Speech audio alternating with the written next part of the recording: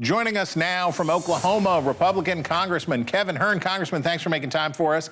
I was reminded of the president's warning about families buying fewer dolls for their children when I looked at these numbers.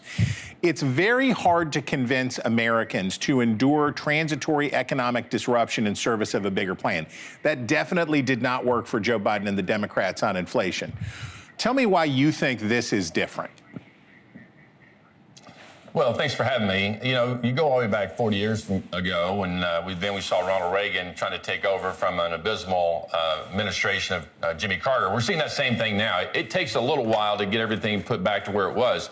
You know, we talk about the inflation when the Fed chairman said it was transitory, as you just mentioned. You know, when the Democrats took over, inflation was 1.9%, unemployment down in the threes. And then we had this thing that came along that Joe Biden started spending money that we didn't have and things that we didn't need. And now the president, after 4 years and 77.3 million votes out there that said we want to make sure we change America, he's been in office 230 days today. He's had 201 executive orders. He is moving very quickly to try to put America back to where it was when he left. It's a lot of work. We need to help him get it done. But right now, America is probably seeing the most aggressive job creation economy that we've seen. But here's what we also know. When you talk to business people, as I do, I spent 35 years in business, and the president obviously has been in business his entire life. We need to see lower interest rates. People are waiting to see the Fed lower the interest rates. They've been sitting here now steady for a year. And when he lowered them before, there was really no economic data to say he should have lowered them other than politics. So we need to get on with lowering the interest rates so we can get this economy roaring. Okay, so there is a similar narrative around immigration. We saw that big raid at the Hyundai plant in Georgia. It's part of a nationwide effort. You have big manufacturers in your district. You guys are out there making everything from school buses to big air conditioners. You and a lot of Republicans, I am sure, agree with the stepped-up enforcements, and you may even say that the concerns about civil rights for the deportees are overblown. But what about the economic consequences for the communities and for consumers? This has to have upward pressure on prices, and it has to have disruptive effects on local economies, right? Well, I think, Democrats and Republicans alike should agree on the fact that only Americans who are legal citizens should be working here unless they have a legal method to do so.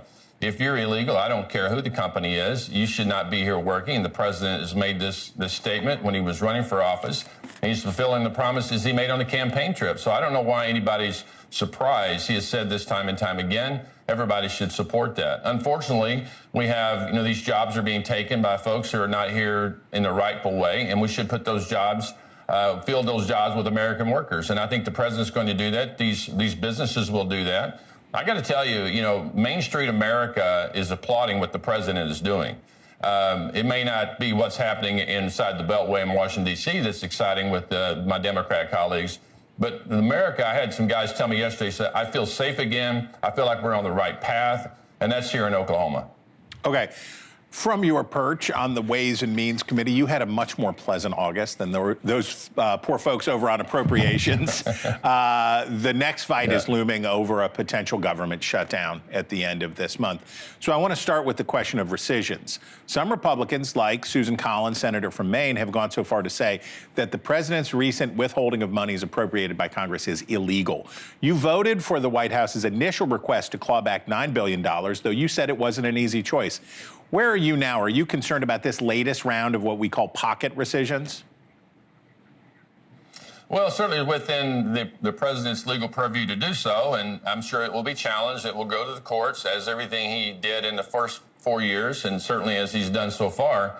But the president is, I would tell you, he's determined to get America back on the right track and get spending under control.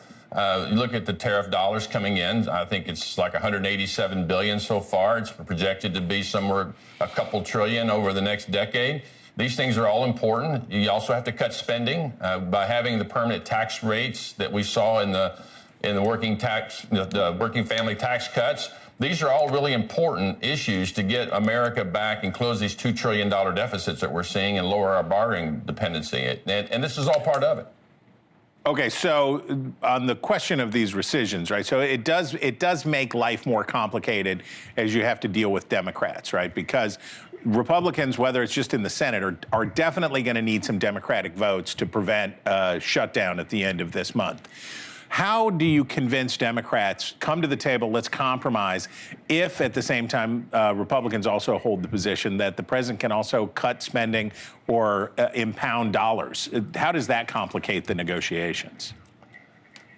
Well, let's think about this. We have the White House, obviously, in Republican control. We have the House, both the Republican majority and Republican control. In the Senate, we have a Republican majority, but not necessarily control, because the Democrats have 7 votes that they can use to move things around. If the Democrats want the government to shut down, then all they have to do is vote against continue to have it open. And then they're going to have to answer to the American people why they did not support keeping the government open. This idea of rescissions, we're talking about $4 billion and a $5 trillion, or excuse me, a $7 trillion spend each year. $4 billion is not a lot of money, and I think the American people would say, why can't you find more? The issues that are being cut are things that right now are being moved out of USAID and moved back into the State Department under Secretary Rubio. And I got full confidence that, we're going to address the waste, fraud, and abuse for the first time. There's an old joke, waste, fraud, and abuse must not exist because we've been looking for it for decades. Well, now we're finding it, and now we're addressing it, and now we're going to see how we can move this forward into Congress. Okay, Tom Cole, you know that guy. He's your fellow Oklahoman, and he is the powerful Appropriations Committee chairman, and he has been arguing for a very, very short-term stopgap spending bill to allow negotiations on a long-term deal to go on. So he's talking about, like, Thanksgiving at the latest. But the president's team reportedly wants a much longer punt, which probably ends up in a big, ugly omnibus spending package that opponents of pork barrel spending have always said was a big problem. How do you do this? Do you see you want to fight it out now and punt a little bit, or do you want to kick it into next year and do it then? Well, I'll certainly leave those internal negotiations to the Speaker and to my dear friend Tom Cole and to the White House. But the reality is that, we need to get the 12 appropriation bills done on time, something that the Congress, Democrat or Republican, has ever done in the last 25 years. That's a real problem. I would say that's the baseline issue with our huge deficits that we're having and the runaway debt that we have, is that we're not doing the people's work. Our primary job ought to be passing budgets, doing the appropriations, and getting those reconciled and getting the president to sign them by September 30th. I know what Tom Cole wants to do, the appropriations chair, my dear friend that I talk to almost every day. He wants to get the 12 appropriation bills done. I know we've been bogged down with a lot of negotiations on getting the big bill done, which I think will probably be one of the pieces of legislation that will go down as some of the most monumental things that's ever happened in Congress. But Tom Cole is working every single day to tell people about the history of the House. There's no one that's seen more happen in the House of Representatives in the federal government than Tom Cole. Congressman, we thank you. All right, America, if you ever said stay gold, pony boy, while visiting the Outsiders House Museum in Tulsa, Oklahoma, you'd know him already. But if you don't, there he is, Congressman Kevin Hern. We thank you.